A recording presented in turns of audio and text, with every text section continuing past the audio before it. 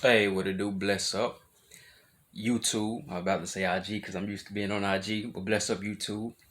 Just want to make a quick video. Maybe not quick, maybe quick. I don't know. Talk real quick. You know, me personally, uh, as a person into the history and into um, the literature and just I don't know if you say conscious. That's a word that's kind of thrown out there a lot now, for whatever it's worth, but.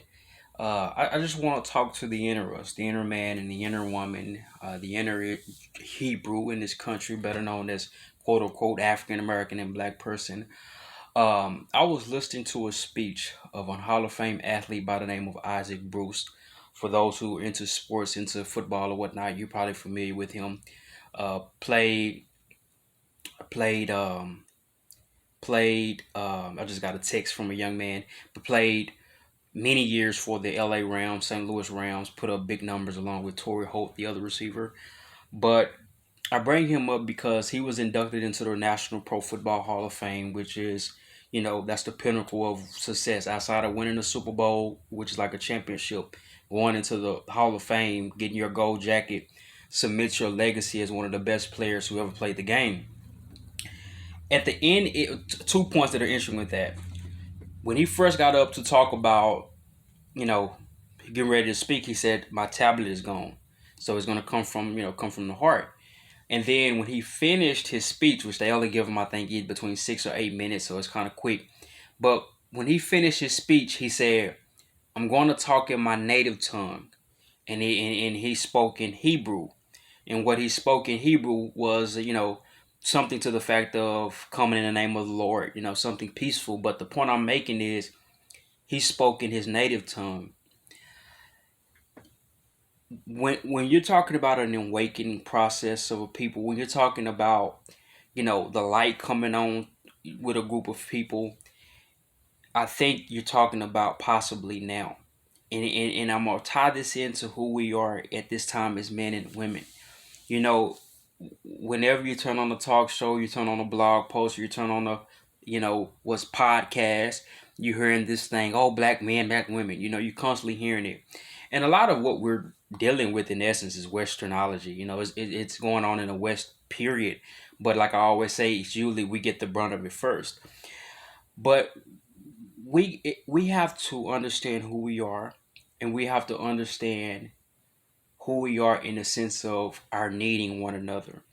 Um, when you go back to Exodus, you know what I'm saying, and that's is very powerful when you think on that from that viewpoint. You go back to Exodus, you know, and now from a historical viewpoint, the Hebrews often fled into Egypt and married into Egypt, and so if I would think, if you want to be frank, we was down in there, and mixed in there, and some of that's in us and some of us is in them. Not those who are over there now. I'm talking hundreds and thousands of years ago. The point I'm making with that, if you go back in Exodus, the Pharaoh who came about, that Pharaoh who did not know Joseph, was the same Pharaoh who told the midwives, because the Hebrew women would birth so many babies. Same thing they did in the 1900s, folks. Our women have always been able to birth babies, and that's a side point, but not really. But anyway, the very interesting thing with that statement is he said, when the babies are born, if it's a son, you keep it. But if it's a no. If it's a daughter, you keep it. But if it's a son, you toss it to the water. You get rid of it. The names, the location may change, but the game will stay the same. And the point of that is we have to understand, as men and as women, the value in each other as it relates to the historical context and as it relates to what's going on now. Because when you understand the historical context, it'll help you to understand the now. And that's one reason why, I used to wonder, like, man, why is family a passion of mine? I've even published a book with quotes on love and relationships and stuff. Gold and inspirational thoughts for life and love, you can find on Amazon. But I was wondering, I say, why, Father Most High God, why is this something that I like, and then it came to me. What's one of the areas that's a crisis now? We was able to make it through slavery, through Reconstruction, through all those eras without, that with that family unit intact, whatever that means. I think we need to examine what family unit means too. We got to start defining our own things. But the very interesting thing with that is we was able to, in some ways, attempt to survive those things. But why is it now? It seems like it's a crushing, or it seems like it's a rift, and some of that is perpetuated to begin a rift. But my whole point in all this is we're going to have to see the value in each other as a people and as a group. And if we're blessed enough to see the value in each other, if we're blessed enough to have babies, if we're blessed enough to sustain ourselves and grow our own food and begin to try to be healthy and to read books and to be who we were called to be, which is just not going to a corporate job. You know what I'm saying? We're called to have these babies, raise these babies, and raise them in the love and the respect of the Creator and the Most High.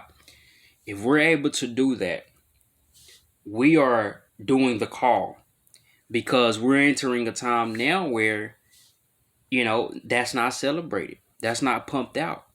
You know what I'm saying? And in so many ways, it's going back to that Exodus. If it's a boy, throw it out. But except now, it's not even just a boy, it's the whole unit.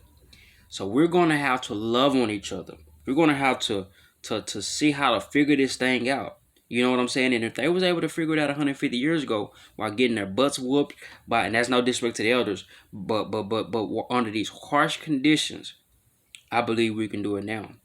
The thing about it is the awakening process is happening. So I just want to talk about. I just want to mention that. I seen the brother mention it in Hall of Fame speech, and he knows who his people are. And if you go back some of my past videos, I've talked about and read a little history, and I might even start getting back into the context of history from the books. You have these books who mention who we are and stuff like that, and that also goes back into self-studying. We got to get back to studying. We got to turn the junk off TV. Got to turn the rap pausing off of love and hip hop and all the crap, the purple hair fighting, all that crap that is not elevating. And then you're gonna have your things that you love to do for fun. But my point is, we're gonna have to elevate who we are. You know what I'm saying? And it's the time it's a timing for that. So just want to make this quick video, man. Stay light, stay peaceful, know who you are. All praise due. Yeah, peace.